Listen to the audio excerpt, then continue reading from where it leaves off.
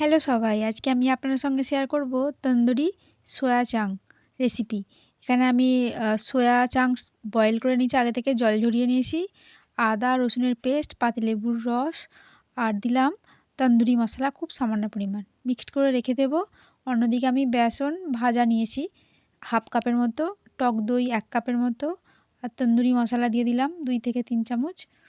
তারপর দিয়ে দিচ্ছি লঙ্কার গুঁড়ো পাউডার আর গরম তেলটা আমি সবটাই দিয়ে দেবো, হাফ কাপ মতো আছে। ভালো করে মিক্সড করে নেব। মিক্সড করা হয়ে গেছে।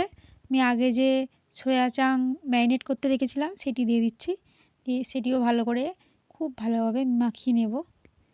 হয়ে গেছে। এবার আমি প্যানে তেল দিয়ে দিচ্ছি, তেল গরম হয়ে এসেছে, আমি সোয়া চাং দিয়ে দিচ্ছি, দিয়ে আঁচ মিডিয়াম কিংবা আস্তে রাখবো, রেখে রান্না করব। এইভাবে মাঝে মাঝে একটু করে উল্টে দেব। এখন প্রায় হয়েই এসেছে। রেসিপি একদম রেডি। এটি ভাত, পোলাও, রুটি, পরোটা সবার সাথে ভালো যাবে। আপনারা অবশ্যই ট্রাই করবেন। আমাকে কমেন্ট করে জানাবেন, লাইক করবেন, শেয়ার করবেন। ভালো থাকবেন। খুব ভালো একটি রেসিপি। ধন্যবাদ।